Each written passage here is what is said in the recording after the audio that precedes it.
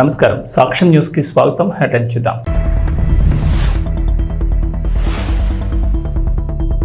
చంద్రబాబు సర్కార్ సరికొత్త రికార్డ్, ఒక్కరోజే 95% పింఛన్లు పంపిణీ.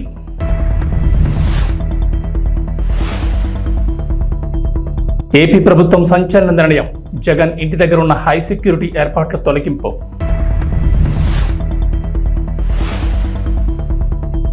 త్వరలోనే తెలంగాణ కేబినెట్ విస్తరణ, మార్పులు చేర్పులు ఉంటాయంటున్న రాజనరసింహ.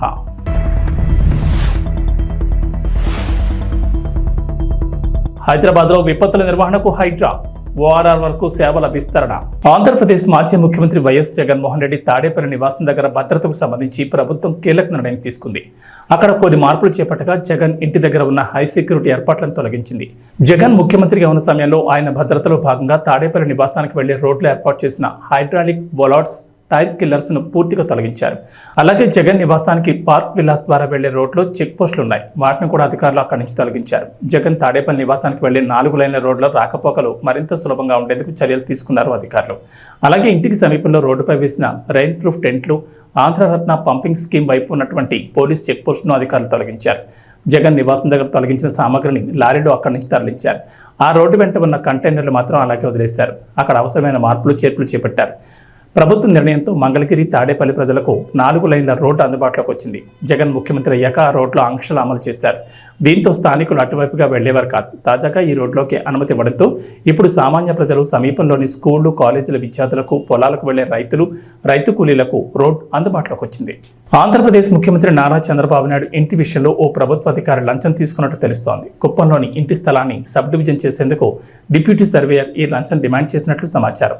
తాజాగా ఉద్యోగిపై చర్యలు తీసుకున్నట్లు చెబుతున్నారు. చంద్రబాబు ప్రతిపక్ష నేతగా ఉన్న సమయంలో చిత్తూరు జిల్లా కుప్పంలో ఇంటి నిర్మాణానికి సిద్ధమయ్యారు. శాంతిపురం మండలం కడపల్లి పంచాయతీ శివపురం దగ్గర స్థలాన్ని కొనుగోలు చేయగా నేషనల్ హైవే పక్కనే ఉంది. చంద్రబాబు ఇంటి నిర్మాణం కోసం కొనుగోలు చేసిన స్థలం వ్యవసాయ భూమి కావడంతో గృహ నిర్మాణం చేసేందుకు కుప్పం టీడీపీ నేతలు భూ వినియోగంగా మార్చి ఈ స్థలాన్ని సబ్ డివిజన్ చేయాలని దరఖాస్తును సంబంధిత ప్రభుత్వ కార్యాలయంలో అందజేశారు. అయితే ఈ స్థలాన్ని సబ్ డివిజన్ చేసేందుకు స్థానిక డిప్యూటీ సర్వేయర్ సద్దాం హుస్సేన్ 1.80 లక్షల లంచాన్ని డిమాండ్ చేశారట. టీడీపీ నేతలు ఆ మొత్తాన్ని సర్వేయర్కి అందజేసిన తర్వాతే ఆ ఫైల్ ముందుకు కదిలినట్లు తెలుస్తోంది. ఏపీకి చెందిన తెలుగుదేశం పార్టీ ఎంపీకి లోక్సభలో కీలక పదవి దక్కింది. లోక్సభ ప్యానెల్ స్పీకర్గా అరుదైన అవకాశం ఇచ్చారు. లోక్సభ స్పీకర్ ఓం బిర్లా మొత్తం 9 మందితో కూడిన ప్యానెల్ స్పీకర్ల జాబితాను సోమవారం ప్రకటించగా వారిలో బాపట్ల టీడీపీ ఎంపీ తెన్నేటి కృష్ణప్రసాద్ కూడా ఉన్నారు. తెలుగుదేశం ఎంపీతో పాటుగా ఏ రాజా, పిసి మోహన్, జగదాంబికాపాల్, సంచారాయ్, శైల్జా, కాకోలి ఘోష్, దస్తీదార్, దిలీప్ సైకియా, అవధీష్ ప్రసాద్లు ప్యానెల్ స్పీకర్లుగా సభ నిర్వహణలో ఓం బిర్లాకు సహకరించనున్నారు. తనకు ప్యానెల్ స్పీకర్గా అవకాశం కల్పించిన లోక్సభ స్పీకర్ ఓం బిర్లాకు టీడీపీ ఎంపీ తెన్నేటి కృష్ణప్రసాద్ ధన్యవాదాలు తెలిపారు. తెన్నేటి కృష్ణప్రసాద్ రిటైర్డ్ ఐపీఎస్ అధికారి. ఆయన 1960లో హైదరాబాద్లో జన్మించారు. ఆయన తండ్రి సుబ్బయ్య ఐటీఐ ప్రిన్సిపల్ కాగా తల్లి Vijayalakshmi school teacher. Krishnaprasad NIT Warangal నుంచి బీటెక్ పూర్తి చేసి అహ్మదాబాద్ ఐఐఎం నుంచి ఎంబీఏ కూడా చేశారు. ఆయన 1986 బెంచ్ ఐపీఎస్ అధికారి. పోలీస్ శాఖలో 34 ఏళ్ల పాటు సేవలందించారు. రాష్ట్ర వ్యాప్తంగా వివిధ హోదాల్లో పనిచేశారు. విజయవాడ పోలీస్ కమిషనర్గా, వరంగల్, విశాఖ రేంజ్లలో డీఐజీగా కీలక బాధ్యతలు నిర్వహించారు. విశాఖపట్నం, గుంటూరు, నెల్లూరు, మెదక్ జిల్లాల ఎస్పీలుగా పనిచేశారు. ఆంధ్రప్రదేశ్ చరిత్రలో చంద్రబాబు సర్కార్ సరికొత్త రికార్డు నమోదు చేసింది. రాష్ట్ర చరిత్రలో తొలిసారిగా పింఛన్ల పంపిణీలో ఓ రికార్డు నమోదైంది. ఒక్కరోజే 95% మేర పెన్షన్లు పంపిణీ చేసిన ప్రభుత్వం రికార్డును సృష్టించింది. సోమవారం రాత్రి 10 గంటలకల్లా 61.95 లక్షల మందికి పింఛన్ పంపిణీ చేసినట్లు అధికారిక వర్గాలు తెలిపాయి. రాష్ట్ర చరిత్రలో ఇదొక రికార్డు అని ప్రభుత్వ యంత్రాంగానికి ముఖ్యమంత్రి చంద్రబాబు అభినందనలు తెలిపారు. మిగిలిన వారికి మంగళవారం వారి ఇళ్ల వద్ద నగదు అందించనున్నట్లు తెలిపారు. గత ప్రభుత్వ హయాంలో 2.65 లక్షల మంది వాలంటీర్లున్నా గతంలో ఎన్నడూ ఇంత వేగంగా పింఛన్ పంపిణీ జరగలేదు. గత వైఎస్ఆర్సీపీ ప్రభుత్వ హయాంలో 2.65 మంది వాలంటీర్లున్నా ఒక్క రోజులో పంపిణీ చేసింది కేవలం 88% మాత్రమే అని చెప్తున్నారు. రాష్ట్ర వ్యాప్తంగా చూస్తే శ్రీకాకుళం, విజయనగరం, కడప జిల్లాలో అత్యధికంగా 97% పింఛన్ల పంపిణీ పూర్తి చేశారు. అత్యల్పంగా అల్లూరు సీతారామరాజు జిల్లాలో 91% పింఛన్ పంపిణీ పూర్తయింది.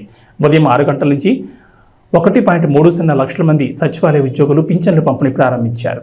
హైదరాబాద్ మహానగరం రోజురోజుకి అభివృద్ధి చెందుతోంది. నగరం భౌగోళిక పరిధిని పెంచనున్నట్లు ముఖ్యమంత్రి రేవంత్ రెడ్డి వెల్లడించారు. ఈ నేపథ్యంలో విపత్తుల నిర్వహణ విభాగం పరిధిని, దాని బాధ్యతలను విస్తరించాలని అధికారులను ఆదేశించారు. జీహెచ్ఎంసీ, దాని చుట్టూ ఉన్న 27 మున్సిపాలిటీలు, కార్పొరేషన్లు, 33 గ్రామ పంచాయతీల వరకు మొత్తంగా ఔటర్ రింగ్ రోడ్ వరకు విపత్తుల విభాగం సేవలు అందించేందుకు వ్యవస్థాపరమైన మార్పులు చేయాలని చెప్పారు. మున్సిపల్ వ్యవహారాలు, HMDA, Musi river front development corporation అధికారులతో సోమవారం సీఎం రేవంత్ సుదీర్ఘ సమీక్షా సమావేశం నిర్వహించారు. ఈ సందర్భంగా అధికారులకు కీలక ఆదేశాలు జారీ చేశారు. విపత్తుల నిర్వహణ విభాగానికి ఇక నుంచి Hyderabad disaster response and assets monitoring protection అని పేరు మార్చాలని ప్రాథమికంగా నిర్ణయించారు. ఈ విభాగానికి డీఐజీ స్థాయి అధికారిని డైరెక్టర్గా, ఎస్పీ స్థాయి అధికారులు అడిషనల్ డైరెక్టర్లుగా ఉండేలా చూడాలన్నారు. GHMC, HMDA, water board, city traffic వివిధ విభాగాల నుంచి ప్రత్యేక బృందాలను ఈ విభాగంలో నియమించాలని సూచించారు. కేవలం వరదలు, ప్రమాదాలు సంభవించినప్పుడే కాకుండా ఇకపై విపత్తుల నిర్వహణ విభాగం నగర ప్రజలకు అవసరమైన సేవలు నిరంతరం అందించేలా పునర్వ్యవస్థీకరించాలని ఉన్నతాధికారులను ఆదేశించారు. తెలంగాణలో గత కొద్ది రోజులుగా కేబినెట్ విస్తరణపై జోరుగా చర్చ నడుస్తున్న విషయం తెలిసింది. ఇటీవల సీఎం రేవంత్ రెడ్డి ఢిల్లీకి వెళ్లగా అధిష్టానంతో నామినేటెడ్ పోస్టులు, టీపీసీసీ కొత్త అధ్యక్షుడి నియామకంతో పాటు మంత్రివర్గ విస్తరణపైనే ప్రధానంగా చర్చించారనే వార్తలు కూడా వినిపిస్తున్నాయి. ప్రస్తుతం హాట్ టాపిక్గా మారిన ఈ విషయంపై వైద్య ఆరోగ్య శాఖ మంత్రి దామోదర్ రాజనరసింహ కీలక వ్యాఖ్యలు చేశారు. సోమవారం మీడియా ప్రతినిధులతో చేసిన చిట్ చాట్లో మంత్రి రాజనరసింహ ఇంట్రెస్టింగ్ విషయాలు పంచుకున్నట్లు తెలుస్తోంది. త్వరలోనే తెలంగాణ కేబినెట్ విస్తరణ ఉంటుందని మంత్రి దామోదర్ రాజనరసింహ స్పష్టం చేశారు. ప్రస్తుతం ఉన్న మంత్రివర్గంలో కొన్ని శాఖల్లో మార్పులు చేర్పులు ఉంటాయని చెప్పుకొచ్చారు. ఈ మార్పుల్లో భాగంగా ప్రస్తుతం గిరిజన సంక్షేమ శాఖ మంత్రిగా ఉన్న సీతక్కకు హోంశాఖకు ఇచ్చే అవకాశం ఉందని రాజనరసింహ లీక్ ఇచ్చారు. మరోవైపు ఎమ్మెల్యేలు కోమటిరెడ్డి రాజగోపాల్ రెడ్డి, దానం నాగేందర్ కూడా కేబినెట్ విస్తరణలో భాగంగా చోటు దక్కనుందని మంత్రి చెప్పుకొచ్చారు. నిజామాబాద్ జిల్లా నుంచి కూడా ఒకరికి మంత్రి పదవి ఇవ్వనున్నట్లు తెలిపారు. త్వరలోనే వైద్య శాఖలోనూ ప్రక్షాళన ఉంటుందని తెలిపారు. అయితే వలస వచ్చిన నేతలకు మంత్రి పదవులు ఉండవని పార్టీ నేతలు పదే పదే లీకులు ఇచ్చినా కండువ కప్పుకునేటప్పుడు ఇచ్చిన హామీని రేవంత్ రెడ్డి నెరవేర్చనున్నట్లు తెలుస్తోంది. తెలంగాణలో సొంత ఇల్లు లేని పేదలకు ఇల్లు నిర్మిస్తామని కాంగ్రెస్ ఎన్నికల ముందు హామీ ఇచ్చిన సంగతి తెలిసిందే. గత బీఆర్ఎస్ ప్రభుత్వం డబుల్ బెడ్రూమ్ ఇండ్లు నిర్మించగా కాంగ్రెస్ ఇందిరమ్మ ఇండ్లు నిర్మిస్తామని హామీ ఇచ్చారు. 6 గ్యారంటీల్లో భాగంగా ఈ పథకాన్ని అమలు చేయనున్నారు. సొంత జాగా ఉన్న పేదల ఇండ్ల నిర్మాణానికి 5 లక్షల రూపాయల ఆర్థిక సహాయం అందించనున్నారు. జాగా లేని వారికి స్థలంతో పాటు డబ్బులు కూడా మంజూరు చేస్తామని ప్రకటించారు. అయితే ఇందిరమ్మ ఇళ్లకు సోలార్ పవర్ తప్పనిసరి కానుంది. అయితే ఇది రాష్ట్ర వ్యాప్తంగా కాదు, హైదరాబాద్ శివారు, ఔటర్ రింగ్ రోడ్తో పాటు కొత్తగా నిర్మించనున్న రీజనల్ రింగ్ రోడ్ మధ్య నిర్మించే ఇండ్లకు సోలార్ తప్పనిసరి చేయనున్నట్టు తెలుస్తుంది. ఈ ప్రాంతాల్లో ఇండ్లు నిర్మించుకోవాలంటే సోలార్ పవర్ తప్పనిసరిగా పెట్టుకోవాల్సింది. ఈ మేరకు ఇప్పటికే సోలార్ పవర్ వినియోగిస్తున్న చెన్నై, బెంగళూరు, ముంబైలోని పేదల ఇండ్లను డిప్యూటీ సీఎం భట్టి విక్రమార్కతో పాటు అధికారులు పరిశీలించనున్నట్లు తెలిసింది. ముఖ్యమంత్రి చంద్రబాబు నాయుడు పెన్షన్దారులు బోలెడంత భరోసా కల్పించారని 4వ వార్డు టీడీపీ మాజీ కౌన్సిలర్ ప్రమేళం అన్నారు. చంద్రబాబు నాయుడు ఎన్నికల్లో ఇచ్చిన హామీల్లో కీలకమైన పింఛన్ పెంపు కార్యక్రమంలో భాగంగా 4వ వార్డు నందు ప్రమేళమ్మ టీడీపీ నాయకులు, సచివాలయ సిబ్బందితో కలిసి పెన్షన్ లబ్ధిదారుల ఇంటికి వెళ్లి పెంచిన 7,000 రూపాయల పింఛను అందజేశారు. ఈ కార్యక్రమంలో నాయకులు పాల్గొన్నారు.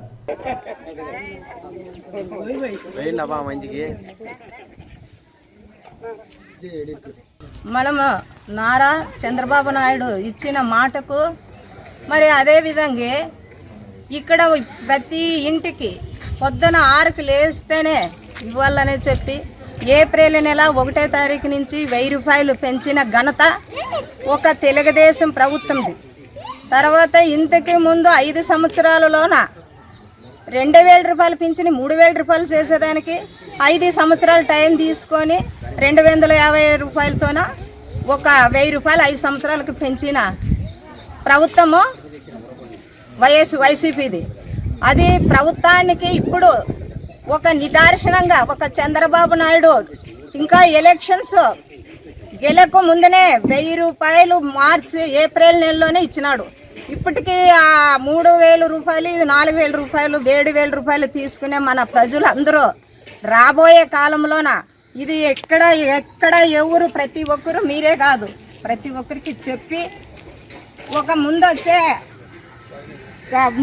ఆలోచనలో అందరూ కలిసి కట్టగా ఉండి మరి నెక్స్ట్ తెలుగుదేశానికే మీరు సాయం చేసి ఈ లభితము పొందాలా. ఇంకా ఉండే స్కీములు చాలా ఉన్నాయి. ప్రతి ఒక్క ఇంటికి, ప్రతి ఒక్క మహిళలకి, ప్రతి ఒక్క పిల్లకు, అందరికీ ప్రతి ఒక్కటి ఆయన చెప్పిండే పథకాలు ఖచ్చితంగా అమలు చేసి ఇంటికి అందించి ఆ పేరు నిలబెట్టుకునే నాయకుడు ఒక నారా చంద్రబాబు నాయుడు. మన పథకాలు ఉచిత గ్యాసు ప్రతి మహిళలకి 3 సిలిండర్లు, బస్సు ఫ్రీ, మళ్ళీ అమ్మకు వందనము 15,000 రూపాయలు ప్రతి పిల్లికి. ఇవన్నీ చాలా మంచి పథకాలని ఈ నారా చంద్రబాబు నాయుడు మన సీఎం గారు ఈ మాట నిలబెట్టుకునే ఘనతకి మీరందరూ చాలా ఆలోచించి దృష్టిలో పెట్టుకొని రాబోయే కాలంలోన మనమంతా ఒక మాట పైన ఉండి మరీ వచ్చేది కూడా సైకిలే. మీరు ఎవరో ఎక్కడా కానీ ఆలోచించుకోకున్నట్లు ఎవరు చెప్పిన మాటలు కానీ వినుకోకున్నట్లు సాధించుకునే పట్టు మన మహిళల్లోనే ఉండేది. మీ అందరూ వచ్చి ఇక్కడ విన్నందుకు మీ అందరికి ప్రత్యేకంగా ధన్యవాదాలు తెలుపుకొని సెలవు తీసుకుంటాం. సిద్దిపేట జిల్లా గజ్వేల్లో doctors day, chartered accounts day సందర్భంగా ఇంటర్నేషనల్ వైశ్య ఫెడరేషన్ సిద్దిపేట జిల్లా అధ్యక్షుడు నేతి శ్రీనివాస్, యువజన విభాగం అధ్యక్షుడు ఎన్సీ సంతోష్ ఆధ్వర్యంలో డాక్టర్లకు, చార్టెడ్ అకౌంట్లకు శాలువాలతో సత్కరించి మెమోంటోలు అందజేసి అభినందనలు తెలిపారు. ఈ కార్యక్రమంలో municipal chairman Rajamouli, councillor Uppala Mettayya, Nangunuru Satyanarayana, doctor Mallayya, doctor Lingam పాల్గొన్నారు. ఈ సందర్భంగా మాట్లాడుతూ ఇంటర్నేషనల్ వైశ్య ఫెడరేషన్ ఆధ్వర్యంలో చక్కటి కార్యక్రమం ఏర్పాటు చేసిన ఇంటర్నేషనల్ వైశ్య ఫెడరేషన్ సభ్యులను అభినందించారు. తల్లిదండ్రులు, గురువులు, డాక్టర్లు మనకు కనిపించే దేవుళ్ళని, వారిని గౌరవించాల్సిన బాధ్యత ప్రతి ఒక్కరిపై ఉందన్నారు. ముఖ్య ఉద్దేశంతో ముందుకు సాగుతున్న మా డాక్టర్ లింగమన్న గారికి, అలాగే నరేష్ బాబు గారికి, అలాగే డాక్టర్ మల్లేశ్వర గారికి, అలాగే మా రాజ్ కుమార్ అన్న గారికి, అలాగే సురేష్ అన్న గారికి, శ్రీకాంత్ అన్న గారికి, అలాగే డాక్టర్ సుధీరన్న గారికి, సంగీత్ అన్న గారికి, అలాగే డాక్టర్ మహేష్ అన్న గారికి, అలాగే డాక్టర్ సంతోష్ గారికి, అలాగే డాక్టర్ నైపులన్న గారికి, అలాగే డాక్టర్ శ్రీధర్ గారికి, శైలజ మేడం గారికి, సుజాత మేడం గారికి, సౌంతి మేడం గారికి, అలాగే సమీక్ష మేడం గారికి, ఇంకా నా పేరు పట్టుకుంటే ప్రేమ్ గారికి, మైపాలన్న గారికి, ప్రతి ఒక్కరికి కూడా శిరస్సు నుంచి పేరు పేరున హృదయపూర్వక డాక్టర్ డే శుభాకాంక్షలు తెలియజేస్తున్నాను. అలాగే ప్రతి మనిషికి ఫైనాన్షియల్ డిసిప్లిన్ అనేది చాలా ముఖ్యం. సో ఫైనాన్షియల్ డిసిప్లిన్ లేకపోతే ఎవరి అభివృద్ధి కూడా ముందుకు సాగదు. అలాగే దేశ అభివృద్ధి కావచ్చు, రాష్ట్ర అభివృద్ధి కావచ్చు, ఒక మనిషి వ్యక్తిగత అభివృద్ధి కావచ్చు, ఫైనాన్షియల్ డిసిప్లిన్ అనేది వారి సేవలు అందిస్తూ తల్లి గర్భంలో శిశువుకు దేవుడు ప్రారంభమవుతే ఆ శిశువుకు ప్రవేశమైనటువంటి వృత్తే రాకపోతుంది. అందుకే ఇది మౌనమైనటువంటి వైద్య వృత్తిలో కొనసాగుతూ ఈరోజు సమాజంలో ఒక మంచి గౌరవాన్ని పొందుతున్నటువంటి డాక్టర్లందరికీ, అలాగే ఈశ్వరాయ్ గారి పేరు మీద చాలా విషయాలు లింగం గారు, కృష్ణపతి గారు, నారాయణ బాబు గారు చెప్పడం జరిగింది. వారి జననం మరణం కూడా ఒకటే కాబట్టి ఈ సందర్భంగా ఆయన ఒక డాక్టర్ కాకుండా ఇప్పుడే వచ్చేటటువంటి నాగమణి గారు వేదికపై రావాల్సిందిగా కోరుతున్నాం.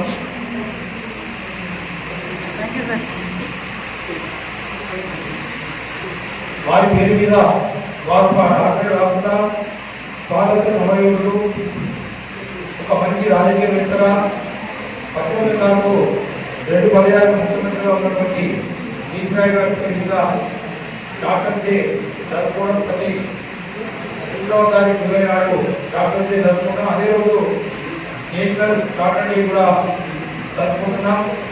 అలాగే ఇంకా ఇవన్నీ కూడా ఉన్నాయి కాబట్టి ఈ ప్రత్యేక కార్యక్రమంలో మనం డాక్టర్లను సన్మానించుకునే కార్యక్రమము రాష్ట్ర అధ్యక్షుడు ఉప్పల శ్రీనివాస్ గారి సూచన మేరకు సిద్దిపేట జిల్లా ఇంటర్నేషనల్ వైశ్య ఫెడరేషన్ అధ్యక్షుడు ఎన్సీ శ్రీనివాస్ గారి ఆధ్వర్యంలో, అదేవిధంగా గజ్వేల్ ప్రజ్ఞాపూర్ ఐజీఎఫ్ వాళ్ళ ఆధ్వర్యంలో ఈరోజు ఒక మంచి కార్యక్రమం ఏర్పాటు చేసి మన డాక్టర్లకు మరియు సీఏలకు సన్మానం చేస్తున్న కార్యక్రమం తీసుకోవడం అనేది మీ అందరికీ మా ఆంధ్రప్రదేశ్లో సార్వత్రిక ఎన్నికల సమయంలో కూటమి ప్రభుత్వం ఇచ్చిన హామీ వరకు అధికారంలోకి రాగానే అవ్వ పింఛన్ 4,000 రూపాయలు పెంచిన పింఛను ఏప్రిల్, మే, జూన్ నెలతో కలిపి జూలై నెలలో 7,000 రూపాయల పింఛను అందజేయడంతో గుంతకల్ పట్టణంలోని 4వ వార్డు నందు భారతీయ జనతా యువమోర్చా అనంతపురం జిల్లా కార్యదర్శి యండ్ల కేశవ్ ఆధ్వర్యంలో ప్రధాని Narendra Modi, CM Chandrababu, deputy CM Pawan Kalyan చిత్రపటాలకు పాలాభిషేకం చేసి అవ్వాతాతల ఆనందం వ్యక్తం చేశారు. ఈ కార్యక్రమంలో బీజేపీ, టీడీపీ, జనసేన నాయకులు, కార్యకర్తలు పాల్గొన్నారు.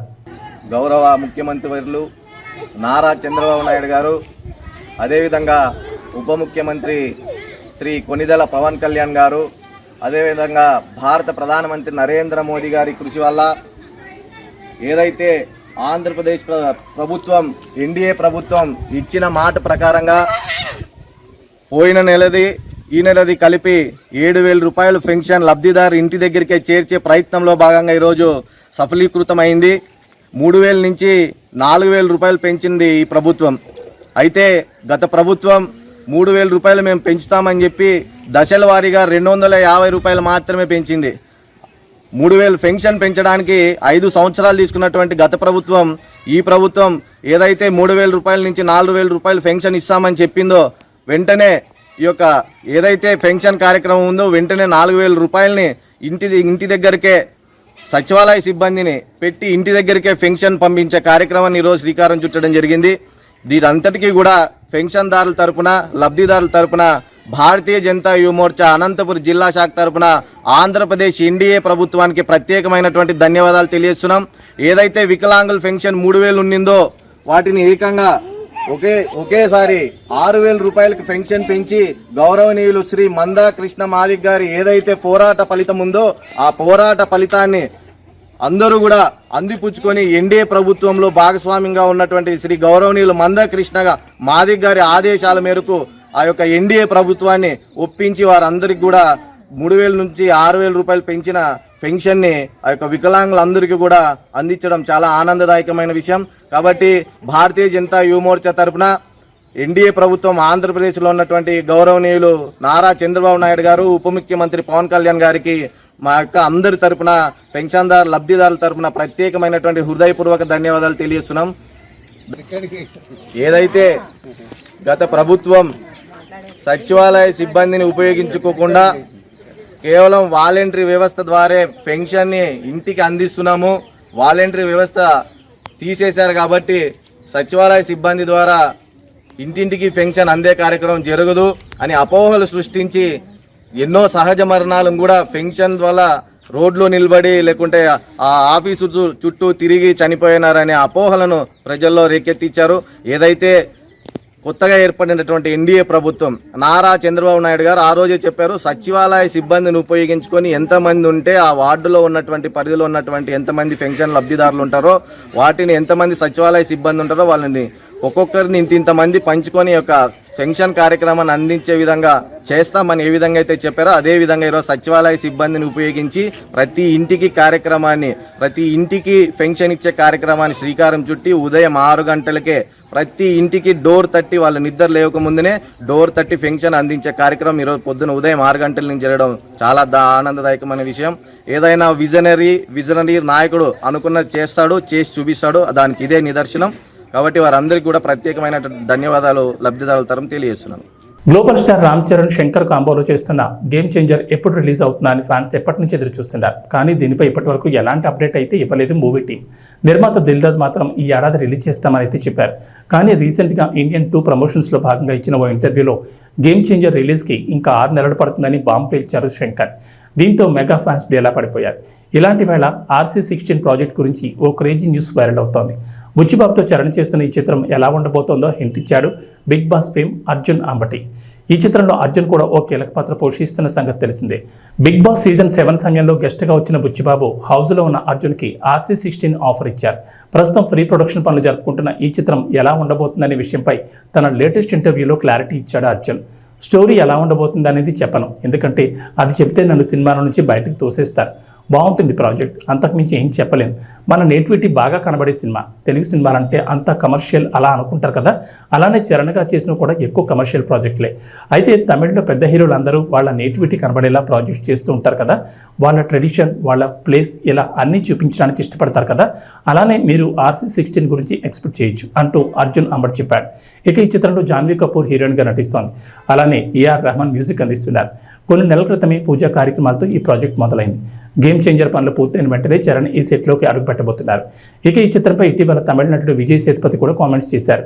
RC16 స్టోరీ తనకు తెలుసని, స్క్రిప్ట్ చాలా బాగుంటుందన్నారు. ఖచ్చితంగా ఈ చిత్రం బ్లాక్ బస్టర్ అవుతుందని బుచ్చిబాబుతో చెప్పారు విజయ్. 20 వరల్డ్ కప్ 2024 గెలిచిన వెంటనే సీనియర్ ప్లేయర్ అయిన విరాట్ కోహ్లీ, రోహిత్ శర్మ ఇద్దరు T20 ఫార్మాట్ కెరీర్కు వీడ్కోలు పలికారు. ఆ మరుసటి రోజే స్టార్ ఆల్రౌండర్ రవీంద్ర జడేజా కూడా పొట్టి ఫార్మాట్కు రిటైర్మెంట్ పలికాడు. భారత క్రికెట్ పరివర్తన దశలో ఉందని, యువతరానికి అవకాశం ఇవ్వాల్సిన సమయం వచ్చిందని చెప్తూనే ఈ ముగ్గురు వన్డే టెస్ట్ ఫార్మాట్లో కొనసాగుతామని చెప్పారు. మరి పాకిస్తాన్ వేదికగా 2025లో జరగనున్న ఛాంపియన్స్ ట్రోఫీలో విరాట్, రోహిత్ ఆడతారా అనే సందేహాలపై BCCI సెక్రటరీ జైషా స్పందించారు. ఛాంపియన్స్ ట్రోఫీ 2025 ఆడనున్న భారత జట్టులో విరాట్ కోహ్లీ, రోహిత్ శర్మ భాగమయ్యే అవకాశాలున్నాయని జైషా సంకేతాలు ఇచ్చారు. T20 క్రికెట్కు ఈ ముగ్గురు దిగ్గజ ఆటగాళ్లు వీడ్కోలు పలకడంతో జట్టులో పరివర్తన జరిగిందని వ్యాఖ్యానించారు. భారత జట్టు పురోగమిస్తోందని, ప్రపంచ టెస్ట్ ఛాంపియన్షిప్, ఛాంపియన్స్ ట్రోఫీలను గెలవడమే తదుపరి టార్గెట్ అని జైషా అన్నారు. అక్కడ కూడా ఇదే జట్టు ఆడుతుందని, సీనియర్లు ఉంటారని స్పష్టం చేశారు. తెలంగాణలో వర్షాలపై హైదరాబాద్ వాతావరణ కేంద్రం అధికారులు కీలక అప్డేట్ ఇచ్చారు. నేడు రాష్ట్రంలో వర్షాలు కురిసే అవకాశాలు చాలా తక్కువగా ఉన్నాయని చెప్పారు. నైరుతి రుతుపవనాలు మందకొడిగా ఉండడంతో వర్షాలు పడే ఛాన్స్ లేదని చెప్పారు. మేఘాలున్నా వర్షాలు కురవకపోవచ్చని, అయితే పశ్చిమ తెలంగాణలో మాత్రం సాయంత్రం 5 గంటల తర్వాత జల్లులు పడే ఛాన్స్ ఉందని చెప్పారు. ఇక నేడు బలమైన ఈదురుగాలులు వీచే అవకాశం ఉందని చెప్పారు. గంటకు 35 కిలోమీటర్ల నుంచి 40 కిలోమీటర్ల వేగంగా గాలులు వీస్తాయన్నారు. గాలిలో తేమ శాతం లేకపోవడం వల్ల ఒక్కపోతగా ఉంటుందని చెప్పారు. ఉష్ణోగ్రత తెలంగాణ వ్యాప్తంగా 31 డిగ్రీల సెల్సియస్ ఉంటుందని అన్నారు. ఈసారి నైరుతి రుతుపవనాల వల్ల జూన్ నెలలో ఆశించినంతగా వర్షాలు కురవలేదు. కొన్ని జిల్లాల్లో భారీ వర్షాలు కురవగా మరికొన్ని జిల్లాల్లో మాత్రం వర్షపాతం తక్కువగా నమోదైంది. జూన్ సాధారణ వర్షపాతం 12.94 సెంటీమీటర్లు కాగా ఈసారి 16 సెంటీమీటర్ల మేర వర్షపాతం కురిసింది. ఏబీ బులెటిన్ విశేషాలు. నమస్కారం.